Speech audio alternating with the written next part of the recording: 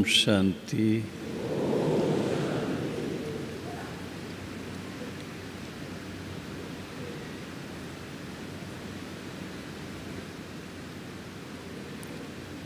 सभी भाई आराम से बैठे हैं। सबकी तबीयत ठीक है, अच्छी है। जब से भट्ठी में आए हैं तो हर दिन कुछ नई बात मिल रही है, तो मन खुश हो रहा है। अतीन्द्रिय सुख, उसका मीटर ऊपर जा रहा है या नहीं जा रहा है?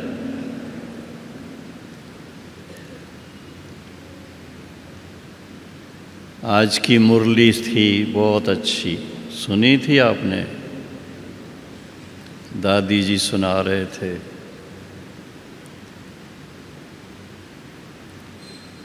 तो आज की मुरली में विशेष बात कौन सी थी? खास बात, बार बार बाबा ने उस बात पे ध्यान खिंचवाया।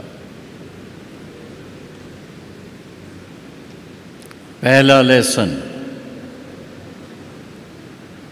पढ़ते तो हैं, सुनते तो हैं। पहला लेसन कौन सा था? आप कौन हैं, मैं कौन हूँ? हम आत्मा हैं। तो आज की मुरली में विशेष आत्म स्वरूप की स्थिति बार बार बाबा ने ध्यान खिंचवाया, और उसके साथ में परमात्मा पिता की याद। दोनों बातों को अगर ध्यान में रखें तो उसको कहते हैं स्मृति स्वरूप।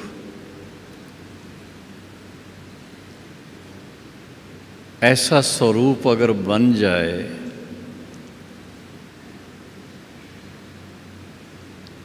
तो सहज ज्ञान, सहज राजयोग सिद्ध होगा। जब सेंटर पे आना शुरू किया था तो बहन जी ने इतना ही बताया था कि आप यहाँ पर 7 दिन के लिए सहज राजयोग सीखेंगे और सहज ज्ञान सीखेंगे। तो सहज का अर्थ है सरल, और सहज का अर्थ है नेचुरल, स्वाभाविक। जो चीज़ स्वाभाविक होती है उसके लिए मेहनत नहीं करनी पड़ती है। हमें देखो, सुबह से शाम तक की शरीर को संभालने की जो दिनचर्या है, स्नान पानी से लेकर के भोजन पान, और फिर उसके साथ में एक्टिविटीज़, और जब एक्टिविटीज़ करते थक जाते हैं तो थोड़ा विश्राम, रात्रि विश्राम, वो सब करते हैं। तो बड़ा स्वाभाविक लगता है। अगर हम सोल कॉन्शियस नहीं हैं, आत्म स्मृति में नहीं हैं, शिव बाबा की याद में मन नहीं है, तो आप बताइए, सारा दिन बहुत बिजी रहते हैं। किसी से भी पूछो, चाहे कोई नौकरी करता है, चाहे कोई बिजनेस करता है, चाहे कोई समाज सेवा करता है, हर एक का एक ही जवाब होता है, मैं बहुत बिजी हूँ, बहुत बिजी हूँ, बहुत बिजी हूँ। तो आपसे पूछ रहा हूँ, आप भी ऐसे कहते हो क्या? बहुत बिजी हैं, बाबा को याद करने की फुर्सत नहीं है, स्वयं को आत्मा निश्चय करने की फुर्सत नहीं है, ऐसा है क्या? थोड़ा आप सोच के बताइए, 8 घंटे, 24 घंटे में से 8 घंटे जो समझते हैं हम बिल्कुल सिमरती स्वरूप बन के रहते हैं, 8 घंटे, ज़रा हाथ तो खड़ा करो। 4, 5, 6। अच्छा, जो 6 घंटे रहते हैं वो खड़ा करो। और 6, 12। जो 4 घंटे रहते हैं वो खड़ा करो। 15 और हैं बस।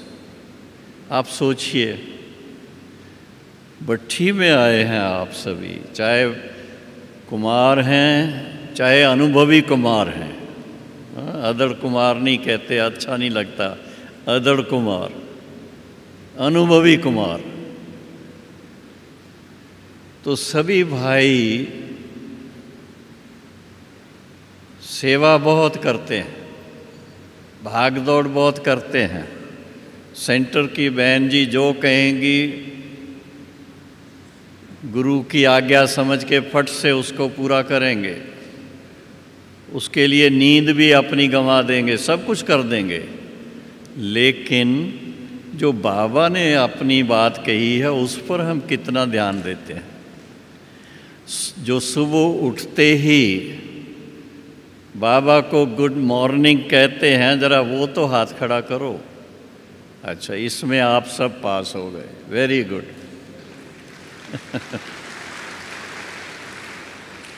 क्योंकि जिसने सवेरे सवेरे बाबा को नींद खुलते ही गुड मॉर्निंग की तो उसका सारा दिन गुड ही गुड जाएगा, बहुत अच्छा जाएगा। तो ये एक ऐसी बात है जो मैं बहुत, कल करुणा भाई मेरे पास बैठे थे, वो कल ही वापस आए हैं विदेश से। वो सुना रहे थे कि बाहर भी भाई बहनों की रुचि तो बहुत है, बहुत ध्यान देते हैं, तपस्या करते हैं, सब है। कहता है मैं उनसे पूछा सारे दिन में नेचुरल सोल कॉन्शियसनेस कितनी रहती है। तो हर एक जानता है, कारोबार में इतने व्यस्त हो जाते हैं वो सब भूल जाता है। फिर भी शेष शाम के टाइम बैठ करके बाबा को याद करते हैं, वो भी अच्छा है। लेकिन अभी समय के अनुसार, जैसा अभी का समय है, इसके अनुसार निरंतर का अर्थ तो सभी समझते हैं।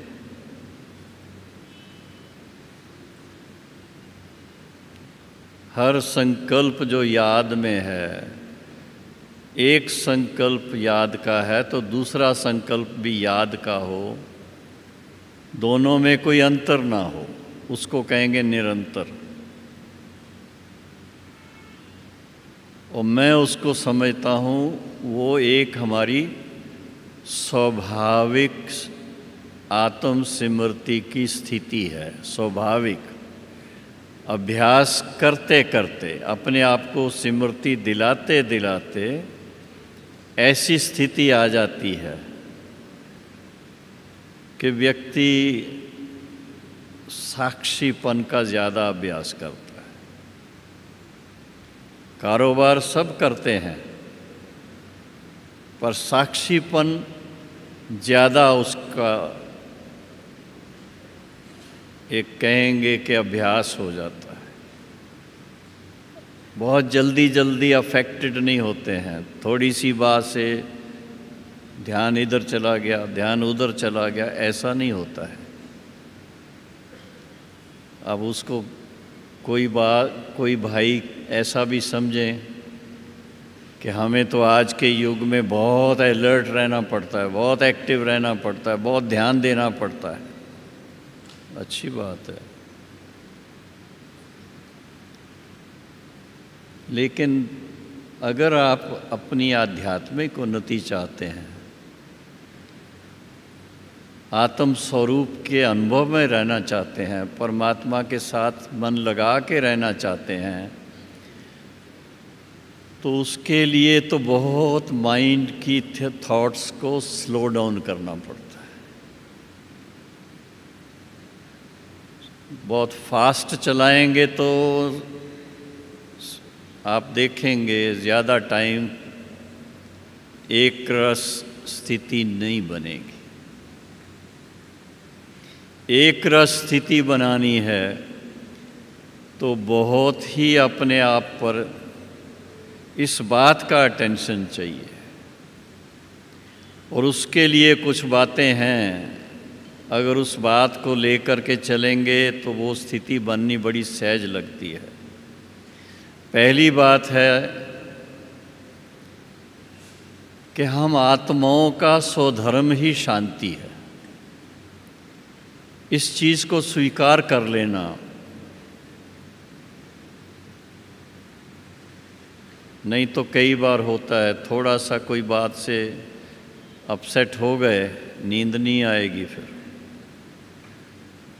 क्लास में बैठे पता नहीं कहाँ ध्यान चला जाएगा, क्या क्या सोचते रहेंगे। अब साकार बाबा तो सामने नहीं है, नहीं तो साकार बाबा के सामने अगर कोई ध्यान इधर उधर किसी का जाता था तो उसकी निशानी क्या थी? या तो ऐसे करके देखेंगे या उबासी लेंगे। तो बाबा कहते थे देखो, इसको ये निश्चय ही नहीं है कि ये कौन मुरली सुना रहा है, मेरे सामने कौन बैठा है। इसको अगर निश्चय हो तो बहुत ध्यान से उसकी वैल्यू समझ करके कि बाबा जो एक एक ज्ञान रतन दे रहा है वो बहुत वैल्यूएबल है, उसको बड़े ध्यान से सुने, उसकी गहराई को समझें, तो वो नहीं होता है। तो देखा गया है कि जब किसी बात में दिलचस्पी नहीं होती है तो फिर ख्यालात कहाँ के कहाँ चले जाएंगे,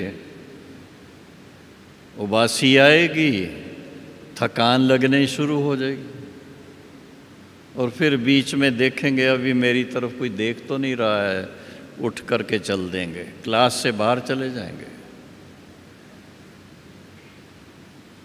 तो ये बात बहुत अभी समझने की है, देखने की है, जानने की है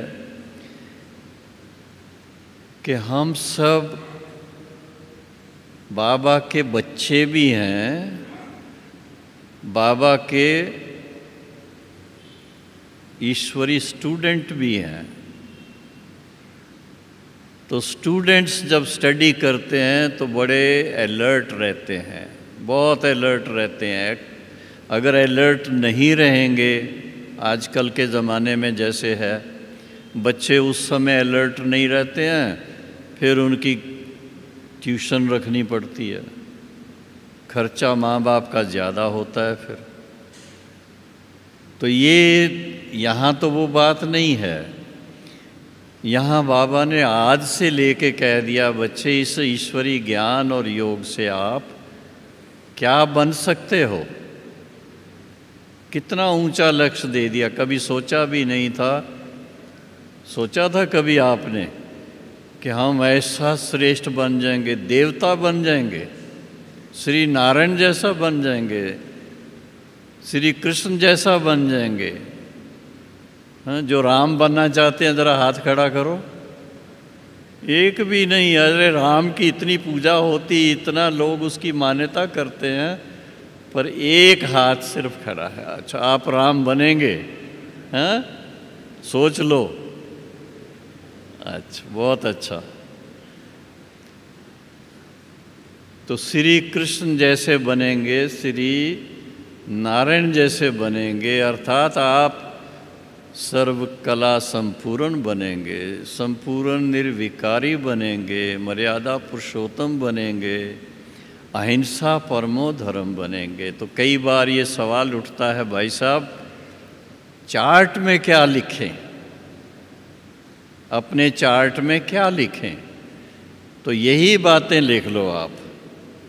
हाँ, एक पहली पॉइंट सर्वगुण संपन्न, दूसरी पॉइंट लिखते जाओ सर्वगुण संपन्न, 16 कला संपूर्ण,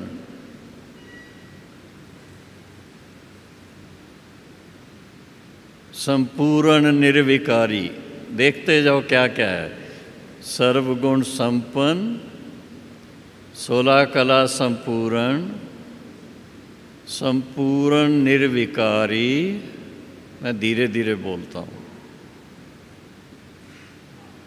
सर्वगुण संपन्न, 16 कला संपूर्ण, संपूर्ण निर्विकारी, मर्यादा पुरुषोत्तम। मर्यादा पुरुषोत्तम, अहिंसा परमो धर्म। 5 बातें हैं। अहिंसा परमो धर्म। अब एक एक को अच्छी तरह से क्लियरली अपने माइंड में उसकी डेफिनेशन को समझना पड़ेगा। जब उसकी डेफिनेशन क्लियर होगी, उसकी गहराई बुद्धि में होगी, तो आप अपने आप को जज कर सकते हैं। सर्वगुण संपन्न अर्थात कोई गुण की कमी नहीं है। देवताओं का जो स्वरूप है उसको इमर्ज करना है। जितनी कलाएं हैं, भिन्न भिन्न कला होती है, 16 कला जो कहते हैं, 16 कला, 16 प्रकार के डांस भी होते हैं। तो अपने को देखना है कि मेरे अंदर कोई कला है या नहीं है, एक है या 2 है, 2 है या 4 है, होनी तो 16 चाहिए।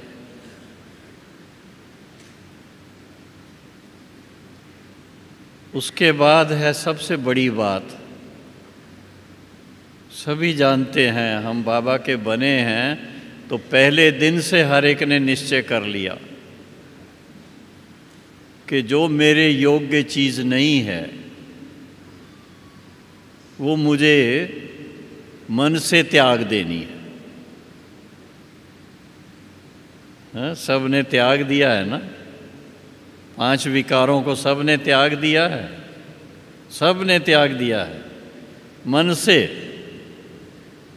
किसी को अभी भी अगर मन में गुस्सा आता है तो ज़रा हाथ तो खड़ा करो। वाह, बहादुर बहुत हैं कई अभी भी। मन में आएगा तो मुंह में आएगा, मुंह में आएगा तो हाथ में आएगा। फिर कर्म का श्रेष्ठ कर्म बनेगा या विकर्म बन जाएगा, क्या बनेगा? तो इसलिए इतनी महीनता से अपने ऊपर अटेंशन रखने की बात है कि कोई भी बात में कुछ भी हो जाए, बाबा के महावाक्य हैं, कुछ भी हो जाए, जान भी चली जाए, पर आपके चेहरे की मुस्कान ना जाए कभी। तो चेहरे की मुस्कान कब नहीं जाएगी? जब आप संपूर्ण निर्विकारी होंगे, मन तक आपने विकारों को जीता हुआ होगा, तब आपकी मुस्कान सदा कायम रहेगी। जैसे श्री कृष्ण के जितने भी चित्र कहीं पर भी देखेंगे आप, भारत के कोने कोने में, विश्व के कोने कोने में, हर जगह पर श्री कृष्ण जैसी मुस्कान आपको कहीं नहीं मिलेगी। क्यों? उसके मन में कोई भी विकार नहीं है, पावन पावन है। तो जितना पावन पावन है उतना सरलता है उसमें, जितनी सरलता है तो सहज रीति से मन खुश रहता है, दिल खुश रहता है, और वो होंठों पर आ जाता है, नैनों पर आ जाता है, मुस्कान नज़र आती है वो प्रैक्टिकल में। तो इसलिए अपनी विशेष चेकिंग, क्योंकि ये जो टॉपिक आज दी है मेरे को वो बड़ी अच्छी टॉपिक है कि बाप समान ट्रस्टी और विदेही स्थिति। तो ट्रस्टी तो सभी बन जाते हैं कि ये हम बाबा के ट्रस्टी हैं, लेकिन ट्रस्टी के साथ साथ कभी कभी ये भी कह देते हैं भाई हम तो गृहस्थ में रहते हैं, खासकर जो मैरिड लाइफ में है, जो अनुभवी कुमार हैं वो कभी कह देंगे भाई हम तो देखो दुनियादार हैं ना, दुनिया में रहते हैं, क्या करें। वास्तव में देखा जाए तो हम सभी आत्माएं इंडिविजुअल अपना अपना पार्ट बजा रहे हैं। ठीक है, दूसरों के संबंध में आते हैं, घर वालों के संबंध में आते हैं, तो वहाँ पर भी अगर आप अपने स्वाभाविक स्वरूप में रहेंगे। हमारा स्वाभाविक स्वरूप क्या है? Natural soul consciousness. Natural soul consciousness में नेचुरल प्रेम स्वरूप है, नेचुरल आनंद स्वरूप है, नेचुरल एक दो की रिस्पेक्ट करेंगे, बहुत आराम से चल पाएंगे, चाहे कुमार हैं चाहे क्या कहें अनुभवी कुमार हैं। तो ये 5 विकारों को महीनता से अपने अंदर देखना है। जब हम महीनता से उसको अच्छी तरह से देख करके उस पर विजयी होंगे, एक बार डिक्लेयर करना पड़ेगा आपको, कुछ भी हो जाए मैं विजयी आत्मा हूँ, बस एक ही पक्का अपने अंदर पक्का करना है, मैं कौन हूँ? विजयी आत्मा हूँ। जब विजयी आत्मा है तो उसको किसी बात का डर नहीं रहेगा, फिर आपको कोई छू नहीं सकता है, कोई विकार छू नहीं सकता है, कोई नेगेटिविटी आपके मन में नहीं आ सकती है। तो अपने सच्चे स्वरूप में अपने आप को देखना ये बहुत ज़रूरी है। किसके बच्चे हैं? सर्वशक्तिवान के बच्चे हैं। फिर काहे का डर है इस दुनिया का, फिर काहे का डर है ये माया का, फिर काहे का डर है 5 विकारों का? कोई डर नहीं होना चाहिए। तो ये आपको पक्का करना है कि हम मास्टर सर्वशक्तिवान हैं। सर्वशक्तिवान पिता के बच्चे कौन है? मास्टर सर्वशक्तिवान। मास्टर माना बच्चा। मास्टर सर्वशक्तिवान के सामने ड्रामा नहीं करते हैं माया और प्रभु का। कैसे माया भीगी बिल्ली की तरह चली जाती है वहाँ से, क्या मेरा कोई भी हथियार काम नहीं करता है। तो ये बात आपको पक्की करनी है कि हम बाबा के विजयी बच्चे हैं, सर्वशक्तिवान के बच्चे हैं, और उस नाते से अहंकार भी नहीं चाहिए। बड़ी नम्रता से, बड़ी विनम्रता से अपने आप को स्वीकार करना चाहिए। दिल ही दिल में बाबा को थैंक्स देना चाहिए। बाबा आपने तो कमाल कर दिया, हमको क्या से क्या बना दिया, स्वप्न में भी नहीं सोचा था। पुरुषार्थ करते थे, अपने आप को अच्छा बनाएं, सच बोलें, झूठ नहीं बोलें, कोई ऐसा कर्म हमसे ना हो जाए जो पछताना पड़े। पहले ऐसे कहते थे, लेकिन आप देखेंगे इतनी ना शक्ति थी, मनोबल भी नहीं था, ना इतना ज्ञान था। नहीं तो ज्ञान का बल भी होता है तो भी आदमी कहाँ से कहाँ पहुँच जाता है। तो ज्ञान का बल भी नहीं, और फिर इसके साथ में मनोबल भी नहीं। तो ये बातें अच्छी तरह से जब हम सोचते हैं तो आता है कि बाबा के बनने के बाद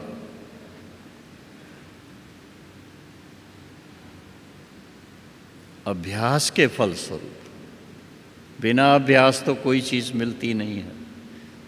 आज किसी को ग्रेजुएशन भी करनी है तो पहली क्लास से लेकर के 14-15 क्लास तक पढ़ना पड़ता है। और सिर्फ पढ़ना नहीं है, अभ्यास करना है, उसको ज़बानी सब याद होना चाहिए, उसके अनुसार बुद्धि में सब बातों का एक चित्रण हो जाता है। तो आपने क्या लक्ष्य रखा है जीवन का? क्या जीवन का लक्ष्य रखा हुआ है? क्या बनना है? क्या बनेंगे? हाँ, देवता तो बनेंगे सभी, अंडरस्टूड है, सभी देवता बनेंगे। पर देवता सतयुग आदि के होंगे या सतयुग के अंत के होंगे? कब के होंगे? सतयुग आदि के होंगे तो हाथ खड़ा करो। वाह, ताली बजाओ अपने लिए।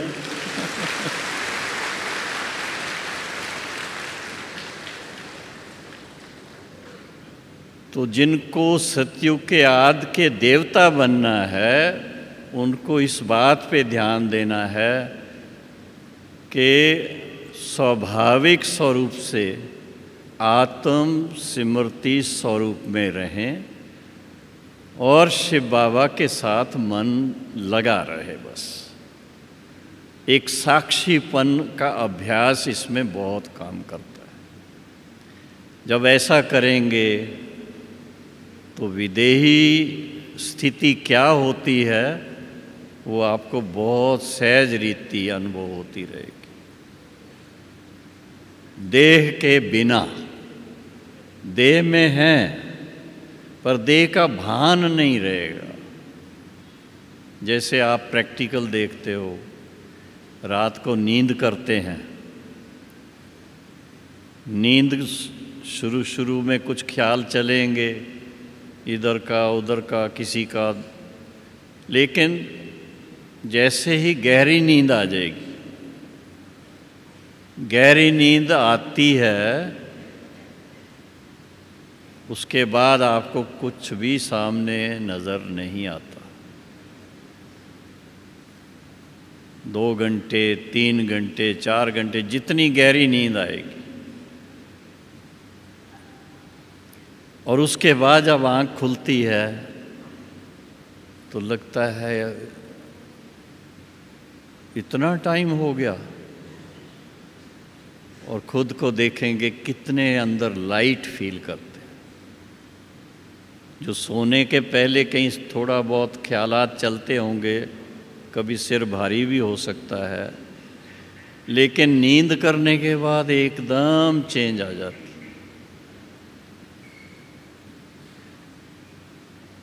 तो बाबा की याद में अगर आपका मन टिक जाए, हाँ, ड्राइविंग कौन कौन करते हैं, ज़रा हाथ खड़ा करें। ड्राइविंग जो करते हैं, जब शुरू में ड्राइविंग सीखी थी आपने, उस समय तो बहुत ध्यान रहता था क्लच के ऊपर, स्टीयरिंग के ऊपर, हाँ, चेंज करने को क्या कहते हैं, गियर चेंज करने के ऊपर सब रहता था। जब अभ्यास हो जाता है, 6 महीने से ज़्यादा हो जाते हैं, साल भर हो जाता है, 2 साल हो जाते हैं, उसके बाद क्या होता है, वो सब ऐसे चलता है नेचुरल जैसे अपने आप। और आप अपने अनुभव से देखेंगे, जब आप ड्राइव करते हैं तो मन कितना लाइट रहता है। बिन बिन सामने सीन देखते भी हो, उससे कोई डर भी नहीं लगता। बड़ी सावधानी से ब्रेक पर पाँव चला जाएगा, गियर चेंज कर लेंगे, कुछ भी कर लेंगे। लेकिन आप उस समय देखिए, मैंने खुद अनुभव किया हुआ है कि जब ड्राइविंग अच्छी तरह से सीख जाते हैं, उसके बाद ड्राइविंग करते हुए शिव बाबा की याद का जो मज़ा आता है वो पहले नहीं आता।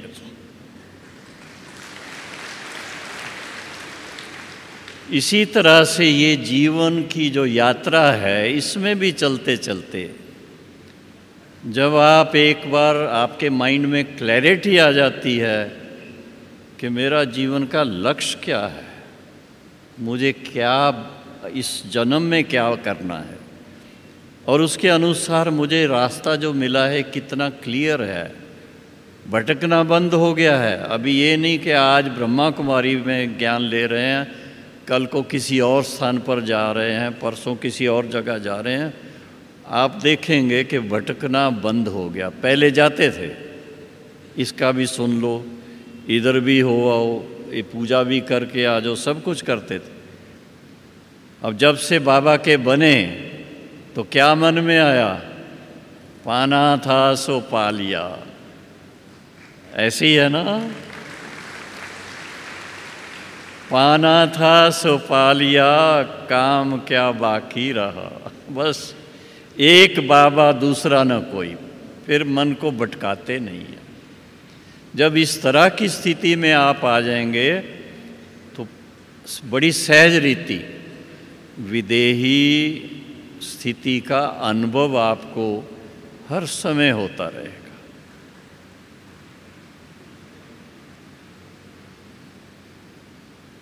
अब इसके बाद, हालांकि वो पहले लिखा हुआ है, इसके बाद है बाप समान ट्रस्टीपन।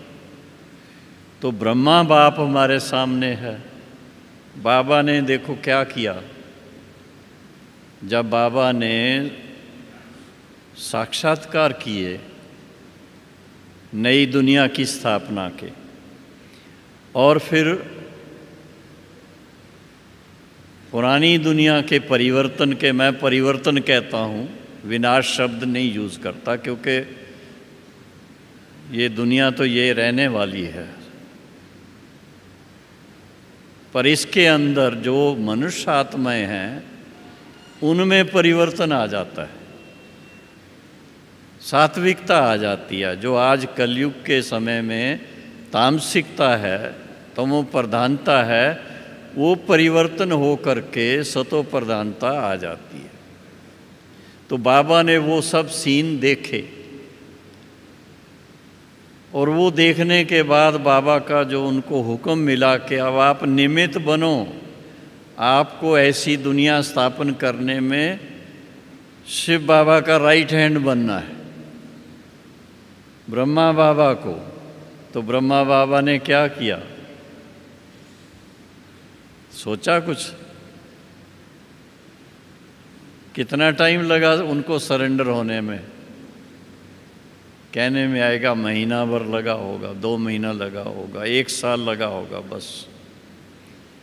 क्योंकि शिवरात्रि 1936 में बाबा ने ये साक्षात्कार करने शुरू किए थे। आप जानते हैं शिवरात्रि फरवरी मार्च में होती है, बॉम्बे की बात है। और फिर उसके बाद बाबा ने अपने बिजनेस पार्टनर को टेलीग्राम कर दी थी कि अल्फ को अल्लाह मिला, बाबा को तो अल्लाह मिल गया, बे को बादशाही, तुम बादशाही संभालो। और अपना हिस्सा बाबा ने कहा इधर भेज देना, जो जितना मेरा हिस्सा हो वो हैदराबाद सिंध में भेज देना। और उन दिनों में आपस में इतना प्यार भी था, इतनी ईमानदारी थी। ये नहीं कि उनका जो पार्टनर है कुछ ज़्यादा अपने पास रख ले, ऐसा भी नहीं है। तो बाबा को जब उसने भेज दिया तो बाबा ने क्या किया, देखो आप आज के युग में अगर किसी को थोड़ा ज्ञान अच्छा हो लग जाए और उसको मन में आए कि मैं बाबा का पूरा ही बन जाऊं, फिर उसके सामने बाल बच्चे आ जाते हैं, रिश्तेदार आ जाते हैं, फिर उनके हिस्से सोचना शुरू करते हैं, इसको इतना देना, इसको इतना देना, इसको। बाबा ने ये कुछ नहीं किया। बाबा ने जो कुछ मिला उसका ट्रस्ट बना दिया। बाबा उसको कहते थे, जो बाबा का था वो सीड मनी बन गया ब्रह्मा कुमारी ईश्वरी विश्वविद्यालय की स्थापना के लिए। तो 1 साल के बाद वंडरफुल बात ये है, 18 जनवरी 1937 उस दिन बाबा ने ओम मंडली के नाम पत्र लिखा। ओम मंडली माता के चरणों में मैं लखीराज अपना तन मन धन स्वाहा करता हूँ, समर्पित करता हूँ।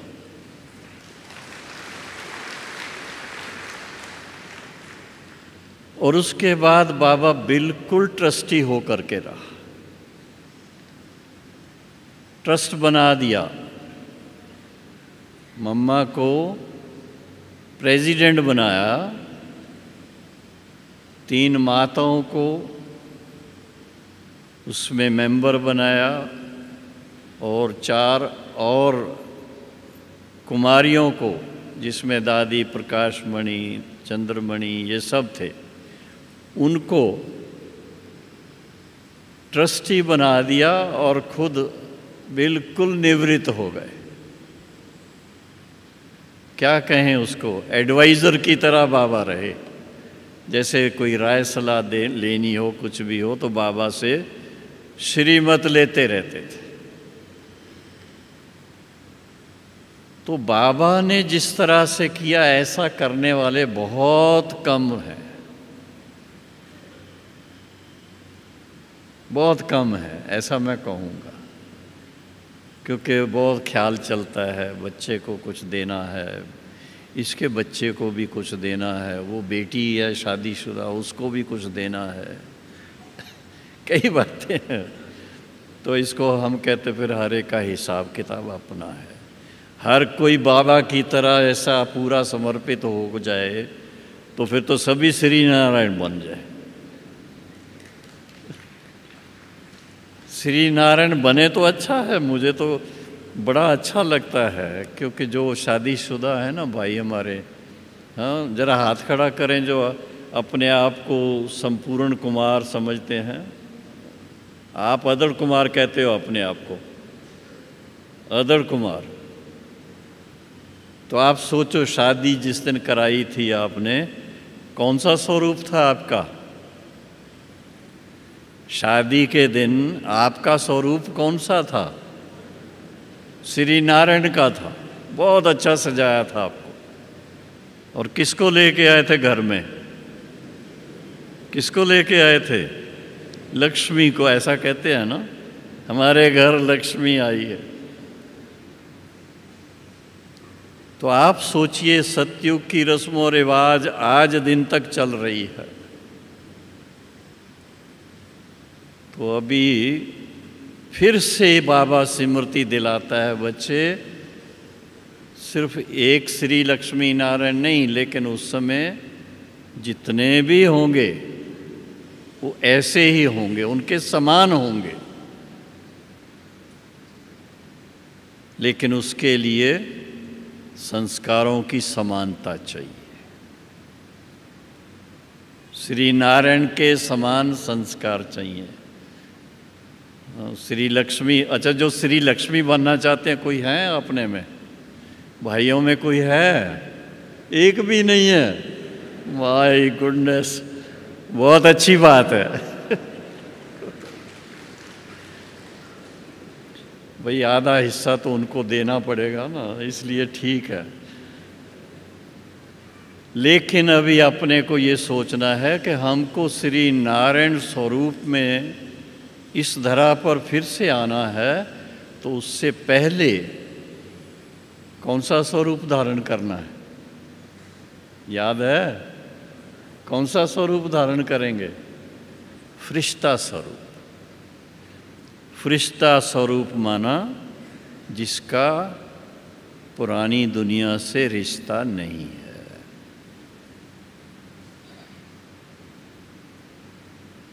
और उनका काम क्या है? फरिश्तों का काम क्या है? सबको सद्मार्ग बताना, श्रेष्ठ मार्ग बताना, सबको भगवान की तरफ इशारा करना, सबको जमघटों से बचाना, विकारों से बचाना। तो ऐसा जब आप करेंगे तो प्रैक्टिकल में आप फील करेंगे कि सचमुच एक तरफ बाप समान ट्रस्टी होकर के आप अपना कार्य कर रहे हैं। क्योंकि जब साकार बाबा सामने थे तो जब बाबा के सामने आते थे तो भाई बहनें अपना पोता मेल देते थे, ये है, ये है, ये है। और बाबा उनको यही कहते थे, आपने बाबा को बता दिया, अब ट्रस्टी हो करके संभालो। तो प्रैक्टिकल में भी ट्रस्टी और स्मृति में भी ट्रस्टी। तो जितना अपने आप को ट्रस्टी महसूस करेंगे उतना न्यारे रहेंगे, जितना न्यारे रहेंगे उतना सबके प्यारे बन जाएंगे। भविष्य जो अपना लक्ष्य रखा हुआ है तो वो बहुत ऊंचा है, बहुत श्रेष्ठ लक्ष्य है। आम दुनिया में लोग इस चीज़ को नहीं समझ सकते। मैं आपको बता देता हूँ, जो बाबा की रोज़ मुरली सुनने वाले हैं, पढ़ने वाले, जिनका इस बात में ध्यान जाता है कि हमें निजी पुरुषार्थ करना है, हमें अपने आप को इतना परिवर्तन करना है जो आज की लाइफ में मेरे को ये फील हो कि सचमुच देवता जीवन क्या होती है, फरिश्ता जीवन क्या होती है। आज अगर मैं उस चीज़ को महसूस करूँगा तो मेरा संस्कार मुझे वैसा भविष्य में जन्म दिलाएगा। इस बात को लेकर के बड़ा ध्यान से। और एक चीज़ विशेष बाबा ने कहा है, बच्चे आप इतने महान हो कि आपका एक एक संकल्प जो है वो बहुत वैल्यूएबल है, उसको व्यर्थ नहीं जाने देना। एक संकल्प व्यर्थ गया माना आपका कितना नुकसान हो गया, 1 साल का नुकसान हो गया जैसे। और वही अगर एक संकल्प आपने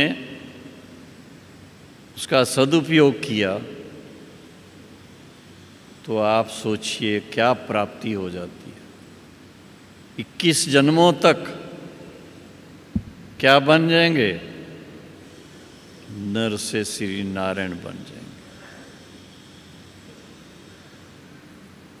तो विदेही भी बनना है। विदेही माना फरिश्ता स्वरूप। निराकारी स्वरूप में चले गए फिर तो कोई प्रश्न ही नहीं है उसमें तो कुछ लेना देना ही नहीं है।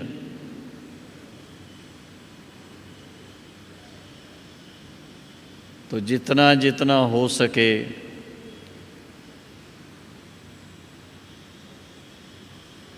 अपने चार्ट में वो बातें लिखते रहेंगे ना थोड़ी, तो आप देखेंगे चार्ट लिखने से उन्नति बहुत होती है। एक एक दिन में आपको फर्क नज़र आएगा। बहुत मज़ा आता है। और सच्चाई से चार्ट लिखना, गोलमोल करके नहीं लिखना। हाँ कुमारों, जो कुमार बैठे हैं जरा हाथ खड़ा करो। वाह, हाल तो सारा कुमारों से भरा हुआ है। बहुत अच्छा।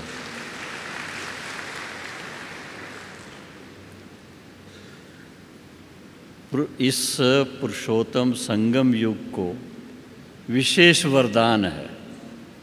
आप देखेंगे जब से स्थापना का कार्य शुरू हुआ उसमें सबसे ज़्यादा एक्टिव पार्ट किसका रहा?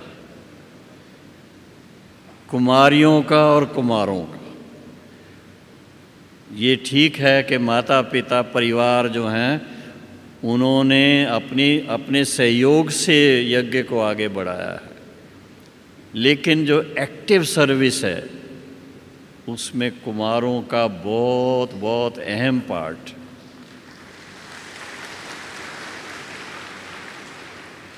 अगर आपके सामने मिसाल बताएं, हमारे जगदीश भाई कुमार, ठीक है, रमेश भाई पवित्र युगल थे, तो क्या मानेंगे उसको?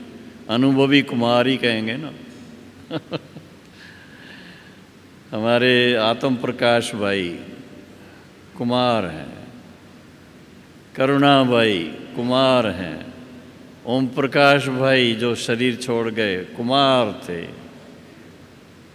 महेंद्र भाई जिन्होंने बहुत स्थापना के कार्य में इतना सहयोग दिया कुमार, ऐसे और भी, इंद्र भाई दिल्ली के थे कुमार। गिनती करेंगे तो आपको शुरू के कम से कम भी 108 कुमार तो मिल जाएंगे।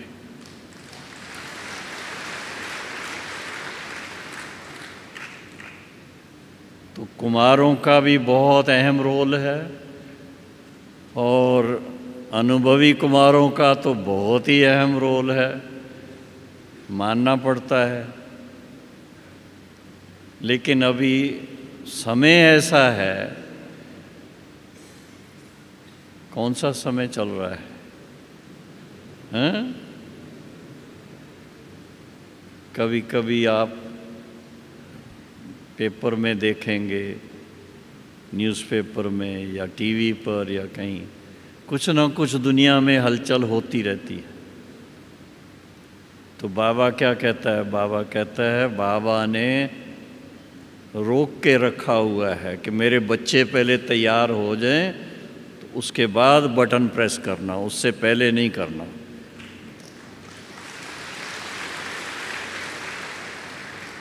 बटन प्रेस करने के लिए तैयारी करते हैं, लगता है अभी कुछ हो जाएगा, फिर थोड़ा सोडा वाटर हो जाते हैं। लेकिन अभी कुछ दिन पहले आया था, रशिया के पास कितने एटम बम हैं? हजारों की संख्या में। अमेरिका के पास उससे 40 कम है बस। उनके पास 1286 हैं, तो उनके पास 40 कम कर दो, 1246 है। फिर उसके बाद और कौन कौन से देश हैं जिनके पास हैं? फ्रांस है, इंग्लैंड है, चाइना है, पाकिस्तान है, भारत है, और भी कोई हैं होंगे, छुपा के भी रखे होंगे कईयों ने। तो ये सब सामने जो बनी हुई चीज़ है वो खेलने के लिए नहीं है। एक ना एक दिन बटन प्रेस कर ही देंगे, हो ही जाएगा। तो बाबा कहता है बस आप बच्चे तैयार हो जाओ, मैं आपके लिए रुका हुआ हूँ। वो बच्चे तो बहुत तैयारी करके बैठे हुए हैं, उनको भी बाबा बच्चे ही कहता है।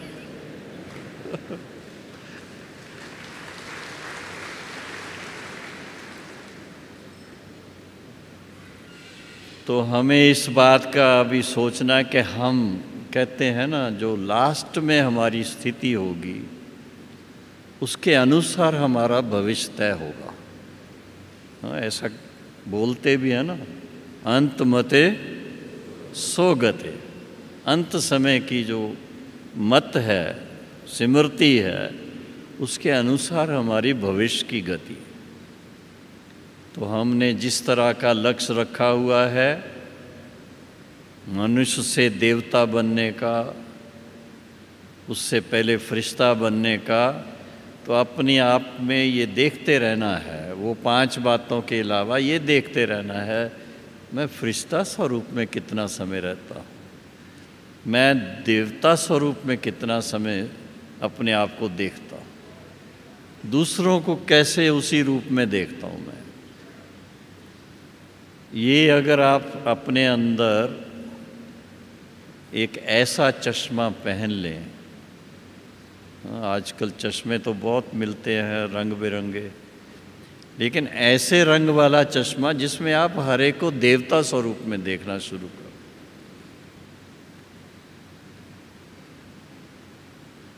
ब्राह्मण हैं तो ये पक्का हो जाए कि ये बाबा के बच्चे हैं, ब्राह्मण हैं सो फरिश्ता हैं, फरिश्ता हैं सो देवता हैं।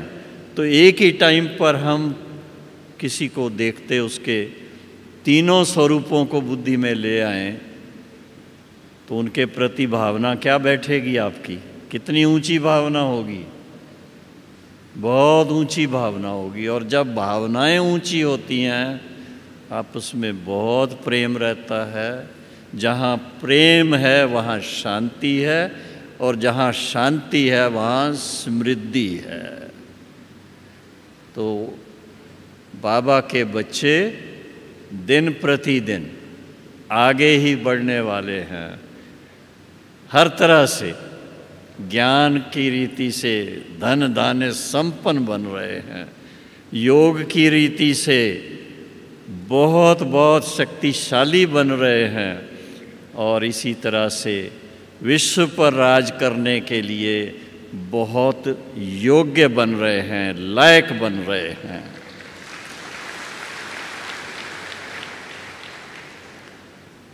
ओम शांति। अभी थोड़ा टाइम सीधे बैठें और बाबा की याद में, बाबा को दिली दिल में याद करते उनको थैंक्स देंगे कि आप हमें क्या से क्या बनाते हो, कहाँ से कहाँ ले चल रहे हो, कितना मन में खुशी रहेगी, कितना आनंद रहेगा, कितना जीवन फूलों के समान रहेगा।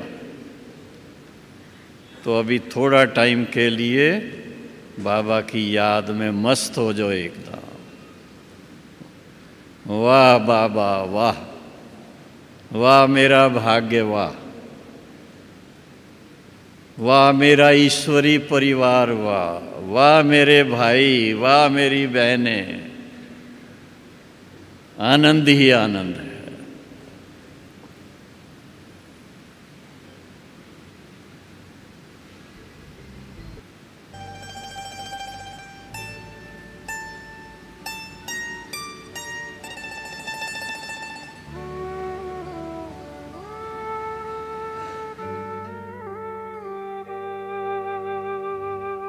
दिल का